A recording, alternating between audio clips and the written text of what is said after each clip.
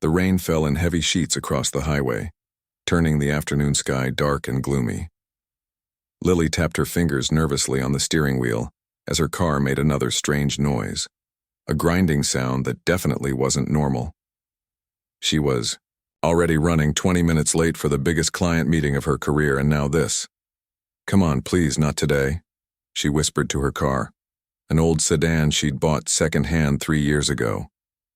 The vehicle responded with a loud clank and a series of violent shudders before the engine died completely. Smoke began to rise from under the hood. Lily managed to guide the car onto the shoulder of the road before it stopped moving altogether. She pressed her forehead against the steering wheel and took a deep breath. This was not how today was supposed to go. Her boss had finally trusted her with the Richardson account, the biggest potential client their marketing firm had ever pursued, and now she wouldn't even make it to the presentation. She grabbed her phone from her purse and called for roadside assistance. The customer service representative informed her that due to the storm, there would be a minimum 2-hour wait for a tow truck. Lily looked at her watch. Her meeting had started 5 minutes ago. "Is there any way to get someone here sooner?" she asked, trying to keep her voice steady. "I have an extremely important work meeting." "I'm sorry, ma'am, but the storm has everyone backed up. 2 hours is the best we can do." Lily thanked the representative and ended the call.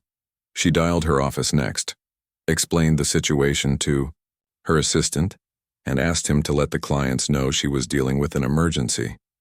She could hear the disappointment in his voice. The Richardson family wasn't known for their patience or understanding. The rain continued to pound against the roof of her car as she sat there, watching other vehicles carefully navigate around her. Her phone buzzed with a message from her boss. "Richardson not happy. Do whatever you have to, get here." Lily closed her eyes, fighting back tears of frustration. 3 years of hard work, late nights, and sacrificed weekends, all potentially ruined by a car breakdown. A knock on her window startled her. A man stood in the rain, completely soaked, despite wearing a dark baseball cap. He gestured for her to roll down her window. Lily hesitated. Her mother's voice echoed in her head, warning her about strangers on highways. But something about the man's kind eyes made her lower the window just an inch. "Car trouble?" he asked, raising his voice over the sound of the rain and passing traffic. "Yes," Lily replied cautiously. "I've called for a tow truck, but they won't be here for a while." The man nodded. "I noticed the smoke. Mind if I take a look? I'm a mechanic. My shop's just a couple exits down." Lily studied him more carefully. He was probably in his early 30s, with rain dripping from his cap onto a face that looked honest and open. His jacket was worn at the elbows, and his hands showed the unmistakable signs of someone who worked with them for a living.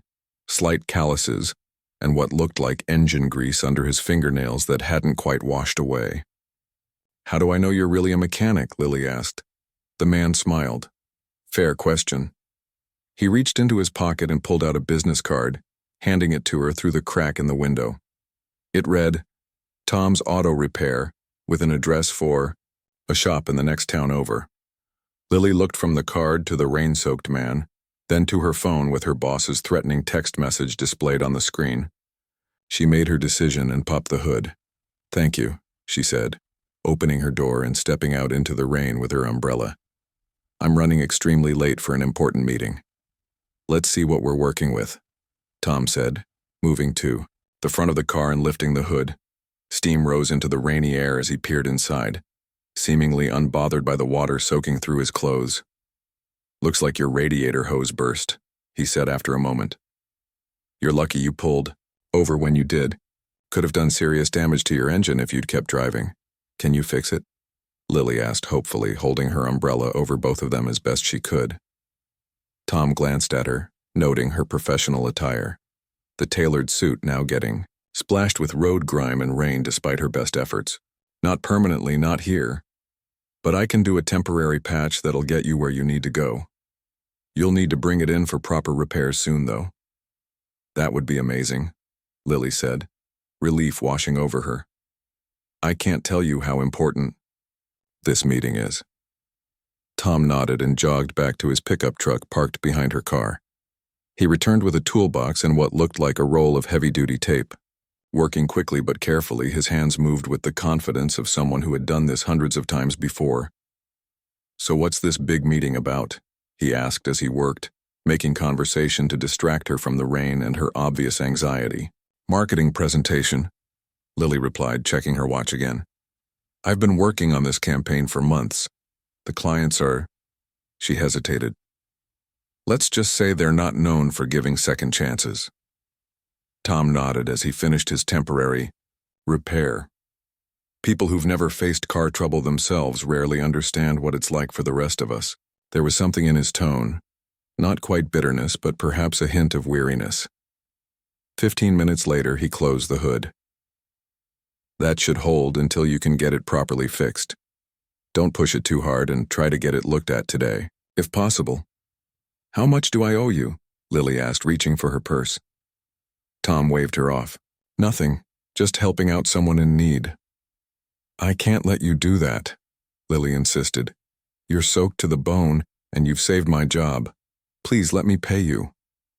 "Tell you what," Tom said with a smile that transformed his face, making him look younger suddenly. "Bring your car to my shop for the proper repair and we'll call it even." He handed her another business card, this one slightly less damp than the first. "Ask for Tom, just Tom," he added with a smile. As Lily drove away, finally on her way to her meeting and only 40 minutes late, she glanced in her rearview mirror. Tom stood by his old pickup truck watching her leave. For a brief moment, their eyes met in the reflection, and Lily felt an unexpected flutter in her chest. What she didn't see was the way Tom's smile faded as he climbed back into his truck. She didn't notice how he carefully removed his baseball cap and placed it on the passenger seat, revealing perfectly styled hair underneath, and she certainly couldn't have known that the beat-up pickup truck was a carefully chosen prop, just like the worn jacket and the small auto repair shop that only existed as a front. As Tom pulled back onto the highway, he made a phone call. "It's me," he said to the person who answered. "Cancel my meetings for the rest of the week. I'm taking some personal time." He paused, listening to the protest on the other end of the line. "No, this is important. She has no idea who I am, and I'd like to keep it that way for now." He ended the call and smiled to himself, already thinking about how to accidentally run into Lily again. 3 days passed before Lily finally found time to take her car to Tom's repair shop. The Richardson meeting had gone surprisingly well despite her late arrival. The clients had been impressed by her determination to get there despite her car breaking down, calling it a show of dedication. She'd even managed to land the account, earning praise from her boss and jealous looks from her co-workers. Now, as she pulled into the small parking lot of Tom's Auto Repair, she felt an unexpected flutter of nerves. The shop was smaller than she'd imagined, nestled between a coffee place and a second-hand bookstore on the main street of the small town. A bell jingled as she pushed open the door, stepping into a clean but modest waiting area with a counter, a coffee machine, and a few worn chairs. "Be right with you," called a voice from the garage area. Lily glanced around, noticing the walls covered with local sports team photos and thank you cards from customers. There was something charming about the place, honest and unpretentious. Tom appeared, wiping his hands on a rag. He wore blue coveralls with Tom stitched on the pocket. For a moment, he didn't seem to recognize her. Then his eyes lit up. "Highway lady," he said with a smile. "You made it to your meeting?" Lily nodded, surprised he remembered. "I did, thanks. To you. Got the account too." "Congratulations," Tom said, his smile reaching his eyes. "And now you're here for the proper repair, right?" "A promise is a promise," Lily replied, handing him her keys. "Besides, your tape job is impressive but probably not a long-term solution." Tom laughed. "Definitely not. Let me take a look and I'll give you an estimate." While Tom examined her car, Lily wandered the small waiting area, eventually helping herself to a cup of coffee from the machine. It was surprisingly good, much better than the expensive stuff they served at her office. "That's from the coffee shop next door," Tom explained when he returned. "They bring us a fresh pot every morning. One of their baristas had car trouble last winter, and this is their way of saying thanks." "You seem to help a lot of people," Lily observed. Tom shrugged. It's a small town. We look out for each other. He handed her an estimate for the repairs. I can have it ready by tomorrow afternoon if that works for you. Lily looked at the number. It was less than half what she expected to pay. Are you sure this is right? Parts and labor, Tom confirmed. Is that okay? It's more than okay, Lily said. It's just, in the city, this would cost twice as much. Not everything has to cost an arm and a leg, Tom replied with a smile. Need a ride somewhere? We have a courtesy car, but I'm afraid it's even older than yours. Lily checked her watch. She'd taken the day off, planning to work from home after dropping off her car. Actually, I was thinking of getting lunch somewhere. Any recommendations? Something flickered in Tom's eyes. Surprise, maybe, or pleasure. Nancy's Diner down the street makes the best grilled cheese you'll ever taste. I was about to grab lunch myself if you'd like some company. The invitation was casual, his tone light, but Lily noticed how he tensed slightly, waiting for her answer. It wasn't something she would normally do, have lunch with a complete stranger. But then again, he wasn't completely a stranger, was he? I'd like that, she said. Nancy's Diner turned out to be a cozy spot with red vinyl booths and walls covered in vintage advertisements. A bell rang as they walked in, and nearly everyone turned to look. Several people called out greetings. To Tom, popular guy, Lily remarked as they slid into a booth. Small town, Tom reminded her with a grin. Everyone knows everyone. A gray-haired waitress approached their table. Tom, your usual? Her gaze shifted to Lily with obvious curiosity. Yes, please, Nancy. And whatever my friend here would like. Friend, huh? Nancy's eyebrows rose as she handed Lily a menu. Haven't seen you bring a friend to lunch in a while. Tom's cheeks reddened slightly. Lily's car broke down on the highway the other day. I helped her out. Of course you did, Nancy said with a knowing smile. Take your time deciding, honey. After Nancy left, Lily leaned forward. So I'm not the first damsel in distress you've rescued? You definitely weren't in distress, Tom replied. Just temporarily delayed. And I wouldn't call it a rescue when all I did was use some tape. Their lunch stretched from 30 minutes to almost 2 hours as they talked about everything and nothing.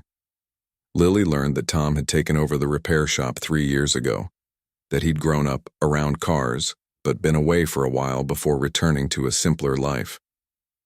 There was something he wasn't saying about his past, but Lily didn't press. Everyone had their stories. In turn, she told him about her job at the marketing firm, her tiny apartment in the city, and her dream of one day starting her own agency. Why don't you? Tom asked, genuinely curious. Money, for one thing. Lily admitted. Starting a business takes capital, and confidence, I guess. It's a big risk. Sometimes the biggest risk is not taking one, Tom said quietly, something like regret crossing his face.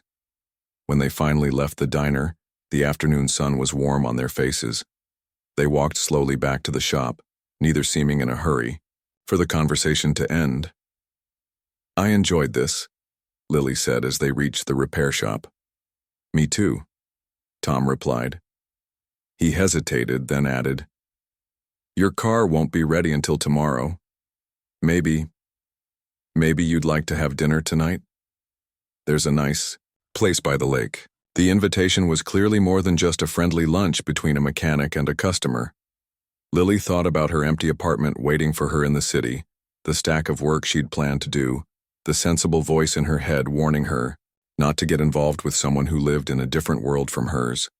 Then she looked at Tom's face, open, hopeful, and somehow familiar despite having just met him, and made her decision.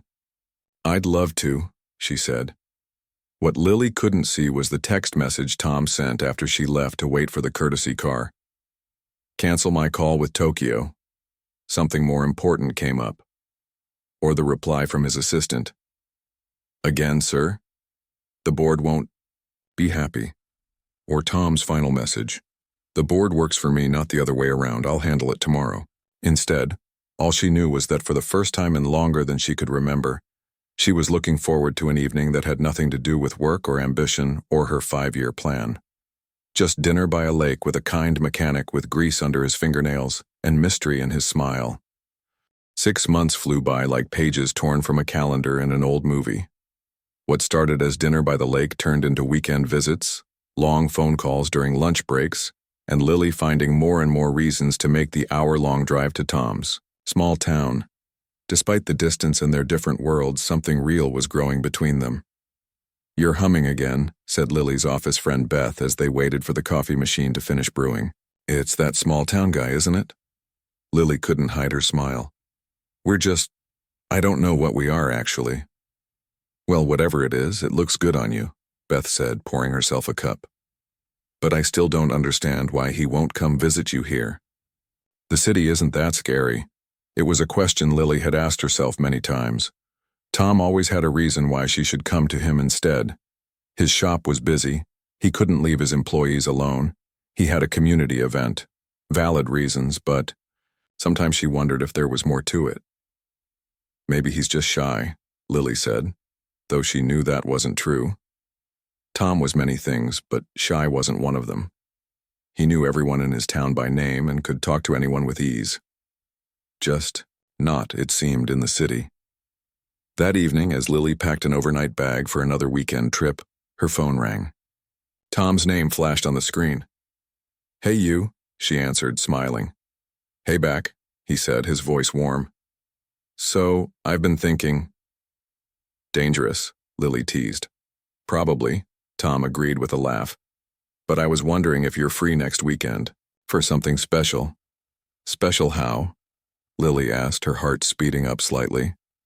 "It's a surprise. Just clear your schedule from Friday to Sunday, and maybe pack something nice to wear."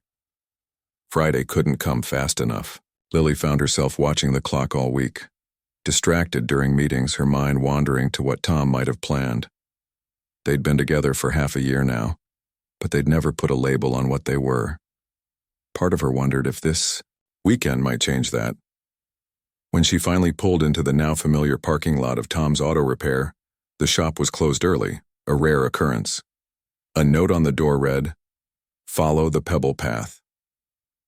A trail of white stones led around the side of the building to Tom's modest apartment above the shop. The door was unlocked, and when she stepped inside, her breath caught. The usually simple living room had been transformed with twinkling string lights and candles. Tom stood in the center, wearing not his usual work clothes but dark pants and a button-up shirt that made him look somehow different. More polished. Like he belonged in her world, not just his.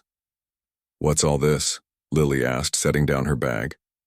"Part one of your surprise," Tom said, stepping forward to kiss her lightly. Dinner first, then the rest. Dinner was takeout from their favorite local restaurant, but Tom had set his small kitchen table with real cloth napkins and wine glasses that Lily had never seen before. As they ate, she noticed his eyes kept darting to the clock, his hands, occasionally fidgeting with his napkin, signs of nervousness she rarely saw in him. "Tom, is everything okay?" she finally asked as they finished dessert. He took a deep breath. "Lily, these past 6 months have been the happiest of my life. I feel like I can be myself with you in a way I haven't been able to with anyone for a long time." Lily's heart raced as he reached across the table to take her hand. "I know it's been complicated with you in the city and me here, but I think it's time to take the next step." Was he about to propose? They hadn't even said, "I love you," yet, though Lily had felt the words bubbling up inside her for weeks now. But instead of pulling out a ring, Tom stood and led her to the sofa. "There's something I need to tell you first, something important." The serious look in his eyes made Lily's stomach tighten with worry. "You're not married, are you?" she half joked, trying to ease the tension. Tom smiled faintly. "No, nothing like that. But it is about who I am, who I really am." He ran a hand through his hair, a gesture she'd come to recognize as his way of gathering courage. "Lily, my name isn't just Tom Walker, small-town mechanic. It's Thomas Allen Walker III. The name hung in the air between them, clearly meant to mean something. Lily shook her head slightly. "Okay. And that's important because..." Tom looked surprised for a moment. then let out a small laugh. You really don't know, do you? Walker Industries? The shipping company? Realization slowly dawned on Lily's face. Walker Industries was one of the largest shipping corporations in the country, a family business going back generations. She'd seen the name on cargo containers, trucks, even heard it mentioned in business news. You're that Walker family? Tom nodded slowly. My grandfather started the company. My father expanded it internationally. And technically, I'm the CEO. Or I was until I stepped back 3 years ago to take a consulting role while still maintaining majority ownership. Lily stood up, needing space to process this information. The small apartment suddenly felt too small. You're telling me you're not really a mechanic? No, I am a mechanic, Tom said quickly. I always loved cars, worked on them with my grandfather. The repair shop is real. I bought it 3 years ago when I moved here looking for something different. A break from that world.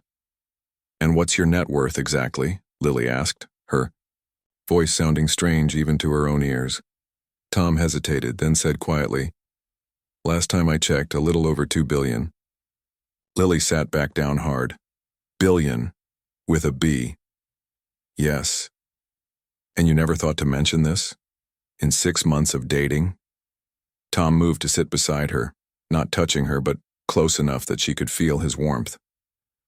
At first, I was just enjoying being treated like a normal person. Do you know how rare that is for me? Then as we got closer, I was afraid you'd see me differently, that you'd think everything before was a lie. Wasn't it? Lily asked, her voice barely above a whisper. No, Tom said firmly. The shop is real. The work I do there is real. The only thing not real was letting you believe that's all I am. Lily's mind raced through every conversation they'd had, every moment together, looking for clues she'd missed. The way he always paid for their dates despite his supposedly modest income. The mysterious phone calls he sometimes stepped away to take. The knowledge he occasionally let slip about business or economics that seemed beyond what a small-town mechanic would know. Why tell me now? She finally asked. Tom reached into his pocket and pulled out a small velvet box. Because I want to ask you to marry me, and I couldn't do that with this secret between us. Lily stared at the box, not reaching for it. I don't even know who you are anymore. I'm still the same person who fixed your car in the rain, Tom said softly. The same person who makes you laugh, who burns toast every single time, who holds you when you've had a bad day at work. My bank account doesn't change any of that. Lily looked into his eyes, searching for the man she'd fallen in love with. He was still there, underneath this new information that had tilted her world. But could she trust him after such a massive deception? I need time, she whispered. I need to think about this. Tom nodded, placing the ring box on the coffee table between them. I understand. Take all the time you need. Just remember, everything between us has been real. That's the most honest thing in my life. As Lily stepped out onto the apartment landing to clear her head, she noticed a sleek black car parked beside her modest sedan. A man in a suit leaned against it, speaking quietly into a phone. He looked up as she appeared, nodding slightly in acknowledgement. The worlds were colliding now. The question was whether her heart could survive the impact. Lily drove back to the city that night, the ring box still sitting untouched on Tom's coffee table. Her mind raced faster than her car on the empty highway. $2 billion. The number seemed made up, like something from a movie, not something connected to the man who had fixed her radiator hose with duct tape and who still couldn't figure out how to properly fold a fitted sheet. She called in sick to work on Monday, something she'd never done before. Her apartment felt different somehow, smaller, cheaper, less impressive than it had seemed before. Had Tom been secretly judging her IKEA furniture and drugstore shampoo this whole time? The thought made her stomach twist. 3 days passed with only brief text messages between them. Tom respected her need for space, but each of his messages ended the same way. Everything I feel for you is real. On the 4th day, Her office phone rang with an unfamiliar number. Lily Sullivan, she answered automatically. Ms. Sullivan, this is Patricia Winters from the Daily Post, said a crisp voice. I was hoping to get a comment from you about your relationship with Thomas Walker III. Lily's blood ran cold. Excuse me? We've received information that you're romantically involved with the Walker heir. Our readers would be very interested in hearing how a marketing executive from a mid-sized firm caught the attention of one of the country's most eligible bachelors. I have no comment, Lily said, her voice shaking. And I'd appreciate it if... Is it true you met when your car broke down? The reporter pressed. Did you know who he was when you started dating? Our sources suggest he's been living some kind of double life as a... Lily hung up, her hands trembling. Within minutes, her email inbox began filling with similar requests from other news outlets. Somehow their relationship had leaked to the press. By lunchtime, her co-workers were giving her strange looks. Beth appeared at her desk with a tabloid website pulled up on her phone. Is this why he never came to the city? Beth asked, showing Lily a blurry photo of her and Tom at Nancy's diner, with the headline, Billionaire Playboy slumming it in small town with unknown woman. He's not a playboy, was all Lily could manage to say. Her boss called her into his office that afternoon. Interesting development, he said, not bothering with pleasantries. Your boyfriend could be quite the asset to our firm. He's not an asset, Lily replied, anger flaring. And my personal life has nothing to do with my work. Everything has to do with everything in this business, her boss countered. I'm putting you on the Richardson account full-time. They'll be impressed by your connections. Lily left work early, dodging a photographer who had somehow found out where she worked. When she reached her apartment building, two more were waiting. One shouted a question about whether she was another gold digger as she rushed inside. Her phone rang as she locked her door. Tom's number. I'm so sorry, he said when she answered. Someone at the shop must have recognized me and sold the story. My family's PR team is working to control the damage, but... Damage? Lily cut in. Is that what I am to you? Damage to be controlled? No. Tom sounded genuinely distressed. That's not what I meant.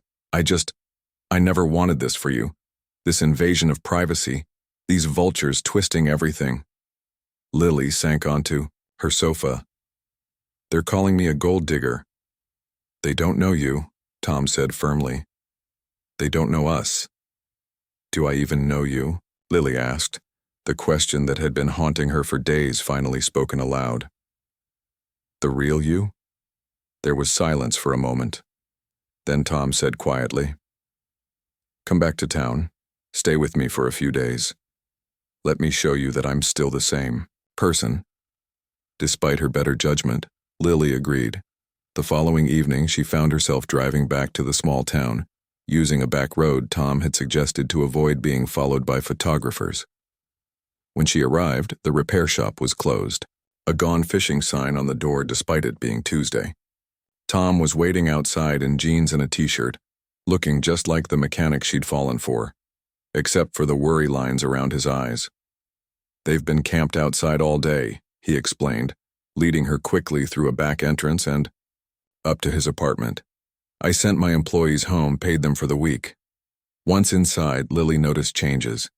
The apartment was still modest, but there was a sleek laptop open on the dining table surrounded by papers, a second cell phone she'd never seen before, and what looked like legal documents. Welcome to the real me, Tom said with a weak smile, gesturing to the chaos. CEO by day, mechanic by other parts of the day? How does that even work? Lily asked, setting down her overnight bag. Tom ran a hand through his hair. Conference calls, video meetings, a very good executive team, and a private jet when I absolutely have to be there in person. He sighed. I wasn't lying when I said I stepped back. I did. But stepping back, when you own the controlling interest, in a global company doesn't mean you can just disappear. And the shop? Is real. I studied mechanical engineering in college before my father pushed me into business school. Cars were always my escape. When things got too intense at the company, I'd go down to the maintenance garage and work on engines. The employees thought I was crazy. His smile turned more genuine. After my father died, the pressure got worse.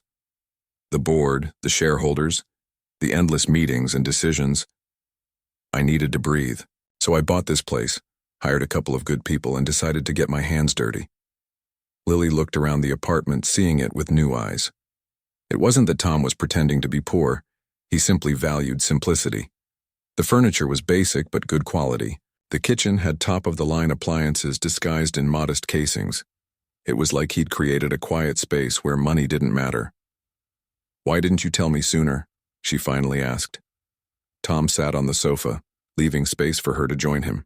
At first, I was just enjoying the anonymity. Then, as we got closer, I was afraid. Of what? That you'd see me differently. That you'd think I was hiding because I didn't trust you, when really I was hiding because I trusted you so much. He looked up at her with vulnerable eyes. "You have no idea how rare it is to have someone see me. Just me, not my bank account, or my family name, or what I can do for their career." Lily sat beside him, not touching but close. "I need to know something. That night you helped me on the highway, was that planned?" "What?" "No." Tom looked genuinely shocked. "Pure coincidence. I was driving back from a meeting in the city. In the rain? In that old truck?" Tom smiled sheepishly. "I keep a corporate car in the city for meetings. The truck was parked at a satellite office just outside town. I like driving it. Makes me feel normal." Outside, a car honked, followed by voices. The press had found them. Tom glanced toward the window but didn't move to look out. "I can't offer you a normal life," he said quietly. "Not anymore. But I can promise you that what we have, is the most real thing in my world." Lily looked at the man before her. Part billionaire CEO, part small-town mechanic. Allhart, the man who had never once made her feel small or incomplete. The question wasn't whether she could trust him anymore, but whether she was brave enough to step into his complicated world. "I think," she said slowly, "that I might need to see that ring again." 6 months after Tom's proposal, Lily stood in a small room at the back of an old stone church, staring at her reflection in a full-length mirror. Her wedding dress was simple but elegant. Ivory silk that flowed to the floor without the massive train or crystal embellishments that Tom could have easily afforded. She'd insisted on paying for it herself, one small stand of independence in a whirlwind of change. "You look beautiful," said Beth, her only bridesmaid, adjusting the small flowered hairpiece in Lily's hair. "I feel like I'm dreaming," Lily admitted. "A year ago I was stuck on the side of the road in the rain. Now I'm about to marry the 8th richest man in the country." Beth supplied with a smile. "No," Lily said firmly. "I'm marrying the guy who fixes cars and burns toast and hums off-key when he thinks no one's listening." The past 6 months hadn't been easy. After the news broke about their relationship, Lily's life had transformed overnight. Reporters ambushed her outside her apartment. Co-workers who'd barely spoken to her suddenly wanted to be best friends. Her boss had tried to use her connection to Tom to land new clients, leading to a heated argument that ended with Lily quitting on the spot. Tom had offered her a place to stay at his family's mansion outside the city, a sprawling estate with manicured gardens and a staff of 20. She'd taken one look at the formal dining room that could seat 30 and the priceless artwork on the walls and felt like she couldn't breathe. Instead, they'd moved into a guest house on the property, still luxurious by her standards, but small, enough to feel like a real home. Learning to navigate Tom's world had been like learning a foreign language. There were unspoken rules about everything: which charities deserved support, which social events couldn't be missed, which family friends had to be acknowledged. The Walker name opened doors but also came with expectations Lily had never imagined. 5 minutes, called the wedding planner from the doorway, interrupting Lily's thoughts. The wedding was small by Walker standards, only 100 guests instead of the 500 Tom's mother had initially suggested. They'd compromised on the venue, the historic church in Tom's small town, and the reception, a tent on the grounds of the Walker estate. Tom had given in on most details, caring only that Lily was happy. "Are you ready?" Beth asked, handing Lily her bouquet of wildflowers. "Almost," Lily replied. "Could you give me a minute alone?" When Beth left, Lily took a deep breath, steadying herself. The past year had been a roller coaster, but through it all Tom had remained her anchor, the same kind, thoughtful man who'd stopped to help a stranger in the rain. Under the trappings of wealth and privilege was still the person she'd fallen in love with. A soft knock on the door broke her reverie. "Come in," she called, expecting Beth or the wedding planner. Instead, Tom slipped into the room looking handsome in a tailored suit but with grease still faintly visible under his fingernails, evidence he'd been tinkering with his vintage car collection that morning despite the wedding planner's protests. "You're not supposed to see me before the ceremony," Lily said, but she couldn't help smiling.